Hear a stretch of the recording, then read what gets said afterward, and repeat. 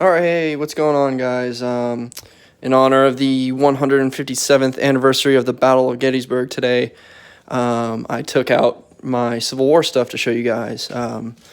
This particular impression, out of all the impressions that I do, is the longest one I've been doing. So I started this back in 2013.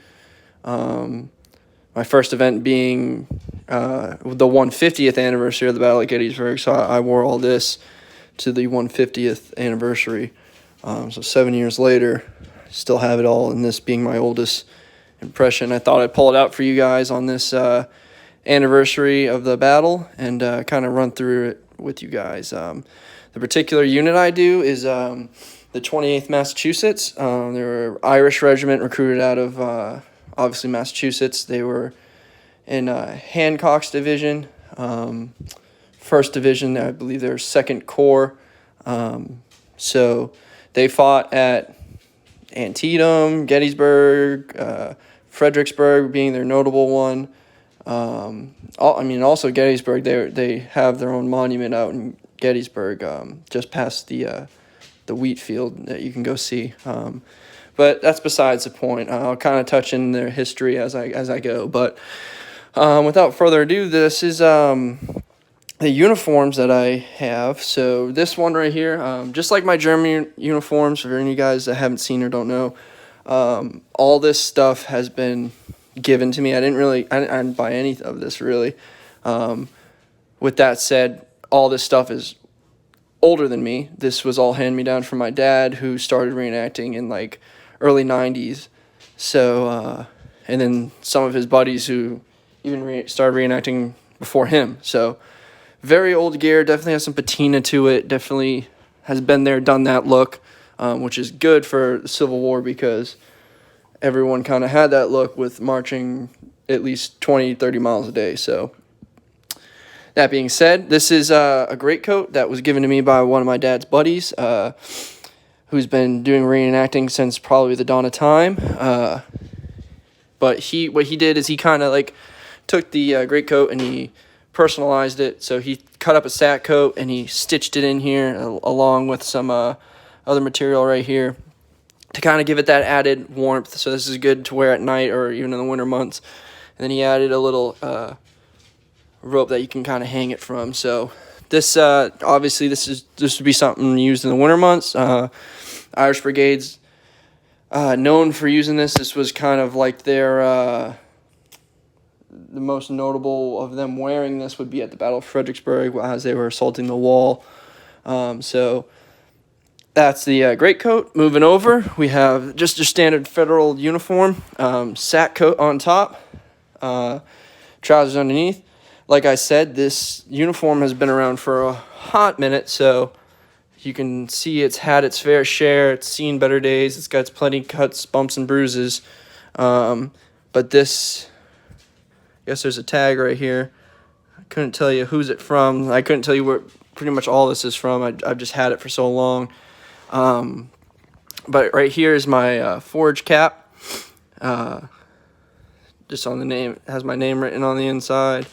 But here is just all of it. So 28th Massachusetts, H Company, and then here's the Corps badge that I said earlier. So that's that. And then moving over, just a standard Federal like vest and whatnot.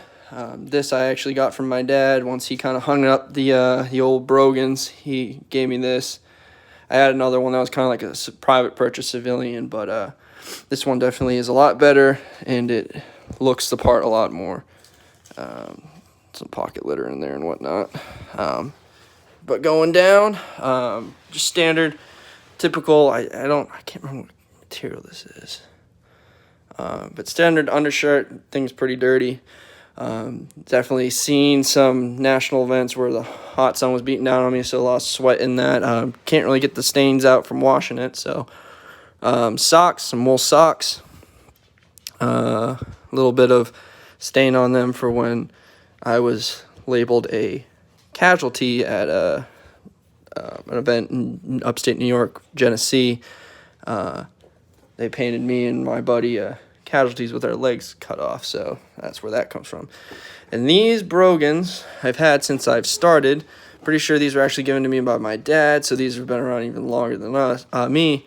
So you can kind of see how they are just driven into the ground. And honestly, that's something you would have seen a lot back then if you had seen shoes at all.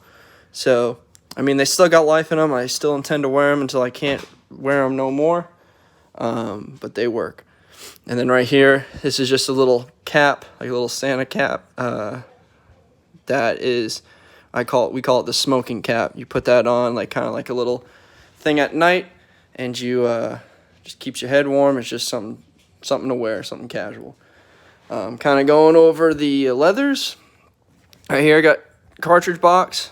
So obviously the eagle breastplate right there, and the plate right there. Open it up. I don't believe there's any cartridges in there. Nope. I don't believe there's anything in here. Nope. Got cleaned out last event I went to, whatever event that may be. Standard canteen. I need to get a new one of these, or at least put a cork in it because there's no cork. This is my frog here.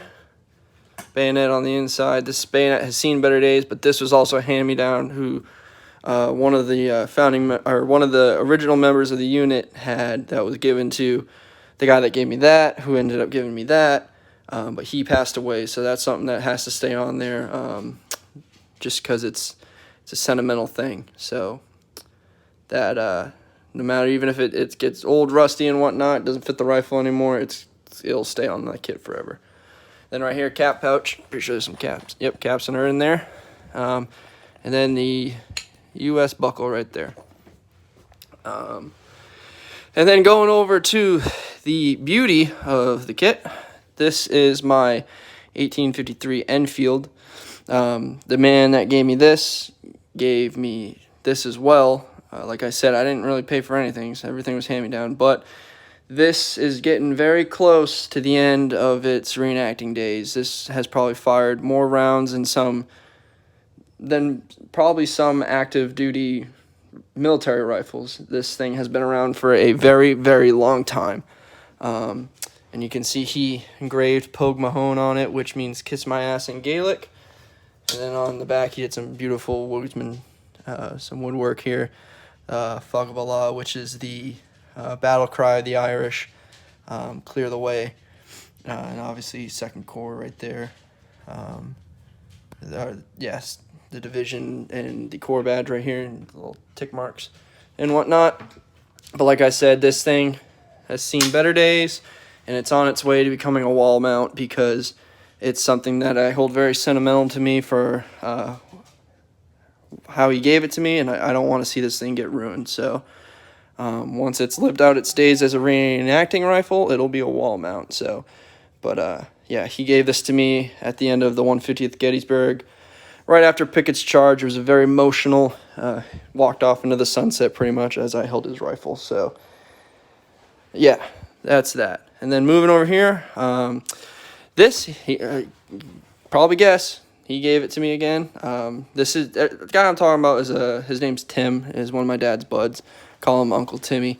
But he gave me this. He made his own little gum blanket, but this particular one is made in a triangle, so when you put up your tent, you can kind of cover the back end of it, which is actually pretty useful and good to keep the wind from coming in and out of your tent, so pretty nice. And then here's my haversack that has seen many better days. I think this is an original one too, or not an original, but was given to me by my dad from his original kit. So again, very old.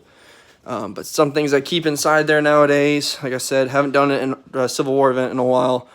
But a cup, obviously, has been dinged around and whatnot. And a lot of people ask me, do you drink out of this? And yes, I do. I just give it a good cleaning before I drink it and drink out of it. No big deal. Same thing with this. I'll eat off this. It's dirty, but give it a good cleaning. It's good as new. And then utensils here, knife, spoon and fork. These are kind of like more modern utensils, but I keep an extra one of these knives on here mainly as a pry knife and not actually an eating knife, so there's that. Some rope, can never have enough rope, and then just a little cloth to kind of wipe down stuff as I go. And then I don't know what this is. This is just a canvas cloth, I guess. And then moving over to the last thing is this is my knapsack. And then I can actually just now noticing this, there's remnants of something written on here. Can't really see.